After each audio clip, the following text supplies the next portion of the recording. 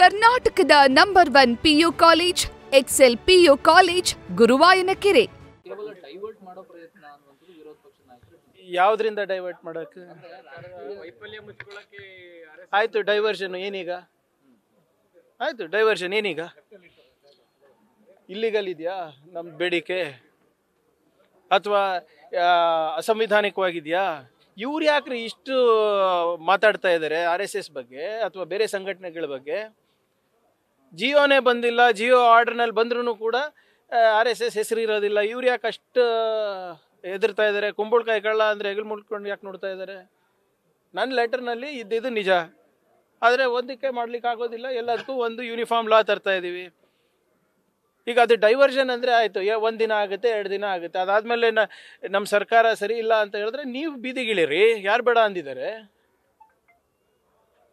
ನಾವು ಒಂದು ಒಳ್ಳೆ ವಾತಾವರಣ ನಿರ್ಮಾಣ ಮಾಡಬೇಕು ನಮ್ಮ ರಾಜ್ಯದಲ್ಲಿ ಅಂತ ಪ್ರಯತ್ನ ನಾವು ಮಾಡ್ತಾ ಇದ್ದೀವಿ. ಸಂವಿಧಾನಿಕವಾಗಿ ಬುದ್ಧ, ಬಸವ, ಅಂಬೇಡ್ಕರ್ ಅವರ ತತ್ವವನ್ನು ಅಕ್ಷರಶಃ ನಾವು ತರಬೇಕು. ಒಂದು ಒಳ್ಳೆ ಸಮಾಜ ನಿರ್ಮಾಣ ಮಾಡಬೇಕು ಅಂತ, ಒಂದು ಪ್ರಬುದ್ಧ ಸಮಾಜ ನಿರ್ಮಾಣ ಮಾಡಬೇಕು ಅಂತ. ಪ್ರಬುದ್ಧ ಸಮಾಜ ಇದ್ದರೆ ಮಾತ್ರ ಸಮೃದ್ಧ ಸಮಾಜ ಆಗುತ್ತೆ. ಸೊ ನಮ್ಮ ನಡೆ ಪ್ರಬುದ್ಧ ಸಮಾಜದ ಕಡೆ ಅಂತ ನಾವು ಒಂದು ಪ್ರಾಮಾಣಿಕ ಪ್ರಯತ್ನ ನಾವು ಮಾಡ್ತಾ ಇದ್ದೀವಿ. ಅದಕ್ಕೆ BJP ಅವರಿಗೆ ಸಮಸ್ಯೆ ಇದ್ದರೆ that is not my problem. ನೀವು ಹೋಗಿ ಕೇಶವ್ ಕೃಪಾ ಹತ್ರ ಹೋಗಿ ಏನಾದರೂ ಬಾಯ್ ಬಡ್ಕೊಳ್ಳಿ. ನಮ್ಮ ಬಗ್ಗೆ ವೈಯಕ್ತಿಕ ಟೀಕೆ ಮಾಡ್ತಾ ಇರೋದು ಹೊರತು ನನ್ನ ಪ್ರಶ್ನೆಗಳಿಗೆ ಉತ್ತರ ನಿಮ್ಮ ಹತ್ರ ಇಲ್ಲ. ನಿಮ್ಮ ಮಕ್ಕಳು ಯಾಕೆ ಈ ಸಂಘಟನೆಗಳ ಜೊತೆ ಇಲ್ಲ, ಈ ಸಂಘಗಳಲ್ಲಿ ಶಾಖೆಗಳಲ್ಲಿ ಇಲ್ಲ, ಅಷ್ಟೇ ಪ್ರಶ್ನೆ ನಂದು ಸರ್. ತಾಕತ್ತಿದ್ರೆ ಬ್ಯಾನ್ ಮಾಡಿ, ತಾಕತ್ತಿದ್ರೆ ಅದು ಮಾಡಿ, ಅಷ್ಟೇನಾ ನಿಮ್ಮದು? ನನ್ನ ಪ್ರಶ್ನೆಗೆ ಉತ್ತರ ಎಲ್ಲಿದೆ? ನಿಮ್ಮ ಮಕ್ಕಳೆಲ್ಲ ಯಾಕಿಲ್ಲ ಈ ಆಲೋಚನೆಯಲ್ಲಿ, ಈ ಶಾಖೆಗಳಲ್ಲಿ? ಗೌರಕ್ಷಣೆ ಧರ್ಮ ರಕ್ಷಣೆಗೆ ತ್ರಿಶೂಲ್ ದೀಕ್ಷೆ ನಿಮ್ಮ ಮಕ್ಕಳಿಗೆ ಕೊಟ್ಟು ಯಾವಾಗ ನೀವು ರಸ್ತೆಗೆ ಬಿಡ್ತೀರಾ? ಬಡಗಿ ಹಿಡ್ಕೊಂಡು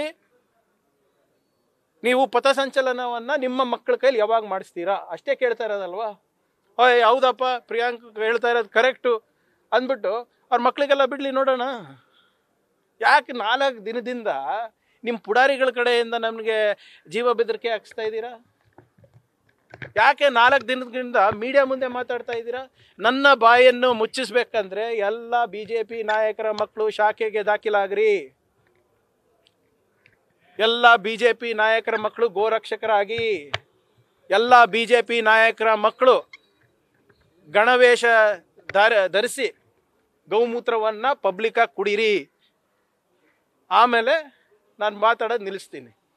ಇವಾಗ ನಾವು ಏನು ತರ್ತಾ ಇರೋದು ಕಾನೂನು ಭಾಳ ಸ್ಪಷ್ಟವಾಗಿದೆ.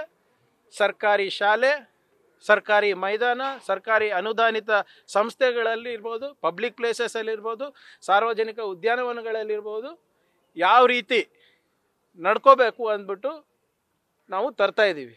ಅದು ನಿಮಗೆ ಇಷ್ಟ ಇಲ್ಲ ಅಂದರೆ ಪಾಲನೆ ಮಾಡಬೇಡಿ.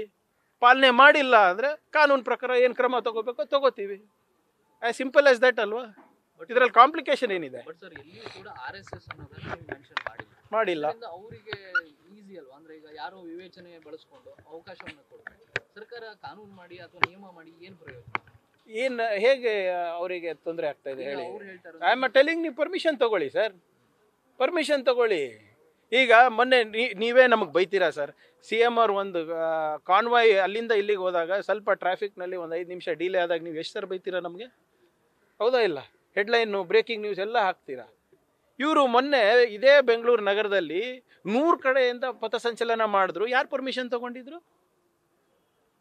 ಲಾಠಿಗಳು ಇಟ್ಕೊಳ್ಳೋದು ಏನು ಅವಶ್ಯಕತೆ ಸರ್? ಇವರು ಅಷ್ಟು ಶಾಂತಿ ಪ್ರಿಯರಿದ್ರೆ ಏನಕ್ಕೆ ಬಡಗಿ ತಗೊಂಡು ಓಡಾಡ್ತಾ ಇದ್ದಾರೆ? ಯಾವ ಧರ್ಮದಲ್ಲಿ ಇದೆ ಸರ್ ನೀವು ಬಡಗಿ ತಗೊಂಡು ಓಡಾಡ್ಬೇಕಂತ?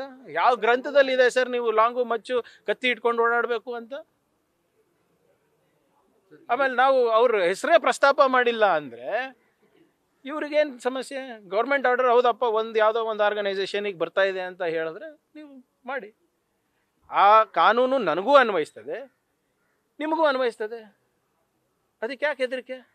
ಅಕ್ಟೋಬರ್ 23ಕ್ಕೆ ಕಲಬುರಗಿಯಲ್ಲಿಯೇ ಪಥಸಂಚಲನ ಹಮ್ಮಿಕೊಂಡಿದ್ದಾರೆ. ಮಾಡಲಿ, ಪರ್ಮಿಷನ್ ತಗೊಳ್ಳಿ ಫಸ್ಟು.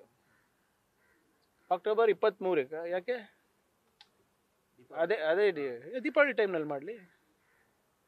ಯಾಕೆ ರಜಾ ಆದಮೇಲೆ ಎಲ್ಲ ಇದು ಏನು ಸ್ವೀಟ್ ಗೀಟ್ ತಿಂದು ಆದಮೇಲೆ ಹೋಳಿಗೆ ಊಟ ಆದಮೇಲೆ ಬರ್ಬೇಕಂತ ಇದೆಯಾ? ನಾನು ಹೇಳ್ತಾ ಇಲ್ವ, ಇವ್ರ ಅನುಕೂಲಕ್ಕೆ ರೀ ಅಷ್ಟೇ.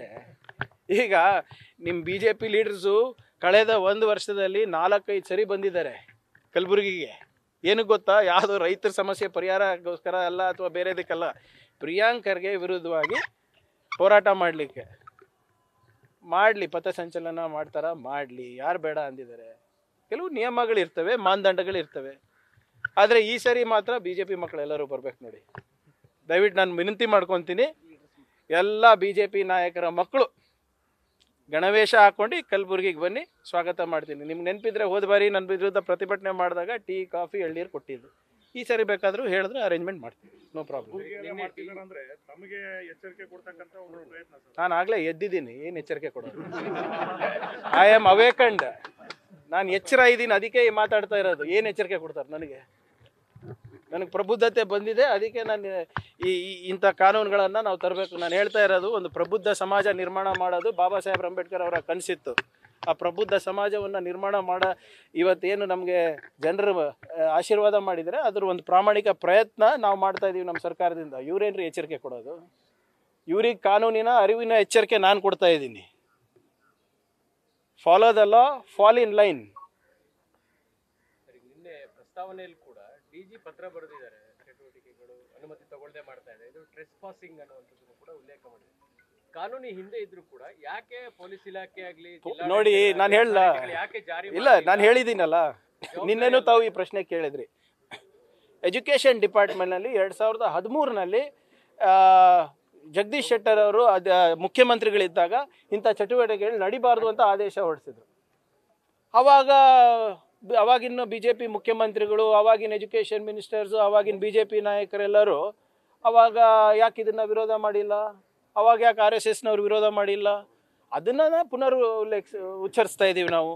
ಈಗ ಎಜುಕೇಷನ್ ಡಿಪಾರ್ಟ್ಮೆಂಟಲ್ಲಿ ಒಂದು ರೂಲ್ ಇದೆ, ನಮ್ಮ ಕರ್ನಾಟಕ ಪಬ್ಲಿಕ್ ಸರ್ವಿಸ್ ಕಾಂಡಕ್ಟ್ ರೂಲ್ಸಲ್ಲಿ ಒಂದಿದೆ, ನಮ್ಮ ಹೋಮ್ ಡಿಪಾರ್ಟ್ಮೆಂಟಲ್ಲಿ ಒಂದಿದೆ. ಎಲ್ಲನೂ ಸೇರಿಸಿ ಒಂದು ಗೌರ್ಮೆಂಟ್ ಆರ್ಡರ್ ತರ್ತಾ ಇದ್ದೀವಿ.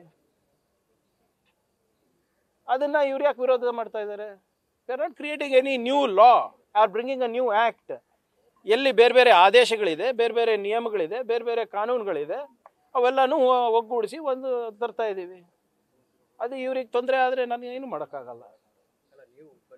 ನೀವು ಬರೆದಿದ್ದ ಲೆಟರ್ ಅಲ್ಲಿ ಎಕ್ಸಾಕ್ಟ್ ಆಗಿ RSS ಅನ್ನುವಂತ ಉದ್ದೇಶ ಇತ್ತು. ಆ ಉದ್ದೇಶ ಈಡೇರ್ತಾ ಇಲ್ವಲ್ಲ? ಈಗ ಎಲ್ಲರಿಗೂ ಅಪ್ಲೈ ಮಾಡ್ತಾರೆ, ಯಾಕಂದ್ರೆ ಒಳ್ಳೆ ಕೆಲಸ ಮಾಡುವಂತ ಸಂಘಟನೆ. ಈಗ ಒಳ್ಳೆ ಆಯ್ತು, ವೆರಿ ನೈಸ್. ಇಲ್ಲ, ಒಳ್ಳೆ ಪ್ರಶ್ನೆ ತಮ್ದು. ಯಾವ ಒಳ್ಳೆ ಸಂಘಟನೆಗಳು ನಂಗೆ ಥ್ರೆಟನ್ ಮಾಡ್ತಾ ಇದ್ದಾರೆ? ನನಗೆ ಎಲ್ಲಿ ಥ್ರೆಟನ್ ಮಾಡ್ತಾ ಇದ್ದಾರೆ? ನಿಮಿಷ sir, we are a registered organisation. ನಾವು ಪರ್ಮಿಷನ್ ಕೇಳ್ತೀವಿ ಸರ್ಕಾರಕ್ಕೆ. ಹೌದಪ್ಪ, ಇವ್ರು ಮಾಡ್ತಾ ಇರೋದು ಇದೆ, ಇದರಿಂದ ಶಾಂತಿ ಕದಲಲಿಲ್ಲ, ಇದರಿಂದ ಕಾನೂನು ಸುವ್ಯವಸ್ಥೆಗೆ ಏನು ತೊಂದರೆ ಆಗೋದಿಲ್ಲ, ಪರ್ಮಿಷನ್ ಕೊಡ್ತಾರೆ. ಇಲ್ಲ ಅಂದರೆ ಡಿನೈ ಮಾಡ್ತಾರೆ. ಈಗ ಮೊನ್ನೆ ಯೂತ್ ಕಾಂಗ್ರೆಸ್ ಅವರು ಒಂದು ಪ್ರತಿಭಟನೆ ಮಾಡ್ಬೇಕಂದಿದ್ರು, ಪರ್ಮಿಷನ್ ಕೊಟ್ಟಿಲ್ಲ, ನಮ್ಮ ಸರ್ಕಾರದವರೆಗೆ ಕೊಟ್ಟಿಲ್ಲ. ಅದೇ ಇವ್ರಿಗೆ ಅವಾಗ ಯಾರು ಬೈದಿಲ್ಲ ಅಲ್ಲ. ನಾವು ನನಗೆ ಬೆದರಿಕೆ ಆಗ್ತಾ ಇರೋದು ಯಾವ ಸಂಘಟನೆಯಿಂದ? ಯಾವುದಾದ್ರೂ ಪ್ರಗತಿಪರವಾದಂಥ ಸಂಘಟನೆಯಿಂದ ಬೆದರಿಕೆ ಇದೆಯಾ ನನಗೆ? ಯಾವುದಾದ್ರೂ ಬೇರೆ ಪಕ್ಷದ ಸಂಘಟನೆಯಿಂದ ಬೆದರಿಕೆ ಇದೆಯಾ ನನಗೆ? ಅಥವಾ ಸ್ವತಂತ್ರ ಸಂಘಟನೆಗಳಿಂದ ಬೆದರಿಕೆ ಇದೆಯಾ ನನಗೆ? ಇಲ್ಲ. ಬರೀ ಒಬ್ಬರಿಗೆ ಒಂದೇ ಪಕ್ಷಕ್ಕೆ ಯಾಕೆ ಇಷ್ಟು ನೋವು ಆಗ್ತಾ ಇದೆ ನನಗೆ ಅರ್ಥ ಆಗ್ತಾ ಇಲ್ಲ. ನಿಮ್ಮದೇ ಸರ್ಕಾರ ಇದೆ, ನೀವು ಯಾಕೆ ತನಿಖೆ ಮಾಡಿಸ್ತಾ ಇಲ್ಲ? ಬೆದರಿಕೆ ಹಾಕಿರೋ ವಿಚಾರ ಮಾಡಿಸ್ತಾ ಇದೀವಲ್ರಿ. ಯಾರು ಈಗ ನೀವೇ ಫಸ್ಟ್ ಹೇಳಿದ್ರಿ ಯಾರು ಬೆದರಿಕೆ ಆಗ್ತಾ ಇಲ್ಲ, ಅದು ನಮ್ಮ ಸಂಸ್ಕೃತಿ ಅಲ್ಲ ಅಂತ. ನಿಮ್ಮ ಸಂಸ್ಕೃತಿ ತೋರಿಸ್ದೆ, ತನಿಖೆ ಮಾಡಿಸಿ ಅಂದ್ರಿ, ಮಾಡಿಸ್ತಾ ಇದ್ದೀವಿ. ಅವ್ರ ಕಾರ್ಯಕರ್ತರಲ್ಲಿ ಜೈಲಿಗೆ ಹೋಗೋಕೆ ಏನು ಅಷ್ಟು ಅರ್ಜೆಂಟ್ ಇದೆ ಶೋಭಾ ಕರಂದ್ಲಾಜೆ ಅವರಿಗೆ? ಏನು ಹೋಗಿ ಊಟ ಕೊಡಿಸ್ತಾರಂತ, ಮನೆ ಊಟ ಹಾಕ್ತಾರಂತ ಅಲ್ಲಿ ಜೈಲಿಗೆ ಹೋದ್ರೆ? ನಾವು ಏನೇ ಮಾಡಿದ್ರು I have to do as per law. I am not extra constitutional and nor is RSS. As simple as that. Sudha Murthy ಅವರು, ನಾರಾಯಣ ಮೂರ್ತಿ ಅವರು ಸಮೀಕ್ಷೆಗೆ ನಿರಾಕರಿಸಿದ್ರು. ಈಗ ಹರಿಪ್ರಸಾದ್ ಅವರು ಕೂಡ ಟೀಕೆ ಮಾಡಿದ್ದಾರೆ. ಅಂದ್ರೆ ನೀವು ಸರಳತೆಯ ಮುಖವಾಡ ಹೊತ್ಕೊಂಡು ಹಿಂದುಳಿದ ವರ್ಗಕ್ಕೆ ಅನ್ಯಾಯ ಮಾಡ್ತಾ ಇದ್ದೀರಾ. ನೋಡಿ, ಸರಳರು ಇರ್ಬೋದು, ಶ್ರೀಮಂತರು ಇರ್ಬೋದು, ಇವೆ ಸರ್ಕಾರದ ಒಂದು ಸರ್ವೆ ನಡೀತಾ ಇದೆ. ಹೆಚ್ಚು ಜನ ಸಹಕರಿಸಿದ್ರೆ ದತ್ತಾಂಶ ಕರೆಕ್ಟಾಗಿ ಸಿಗುತ್ತೆ.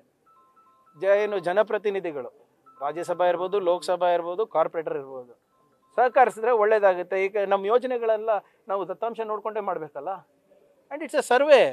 ಅದೇನು ಮುಚ್ಚುಮರೆ ಇದೆ? ಈಗ ನಾಳೆ ಕೇಂದ್ರ ಸರ್ಕಾರ ಅವರು, ಮೋದಿ ಸರ್ಕಾರದವರು ನಾಳೆ ಸೆನ್ಸಸ್ ಮಾಡ್ತೀನಿ ಅಂತ ಇದ್ದಾರೆ, ಕ್ಯಾಶ್ ಸೆನ್ಸಸ್ಸು ಮಾಡ್ತೀನಿ ಅಂತ ಮಾತು ಕೊಟ್ಟಿದ್ದಾರೆ. ಅವಾಗ ಇವ್ರು ಹೇಳ್ತಾರಾ ಇಲ್ಲ ನಾನು ಮೇಲ್ವರ್ಗದವರು, ನಾನು ಮೇಲ್ಜಾತಿದು, ಇದಕ್ಕೆ ನನಗೆ ಸಂಬಂಧ ಇಲ್ಲ, ನಾನು APL ಇಲ್ಲ, ನಾನು BPL ಅಲ್ಲ APL ಇದ್ದೀನಿ, ನಾನು ಸೂಪರ್ ರಿಚ್ ಇದ್ದೀನಿ, ಅದಕ್ಕೆ ನಾನು ಇದರಲ್ಲಿ ಪಾಲ್ಗೊಳ್ಳಲ್ಲ ಅಂತಾರಾ?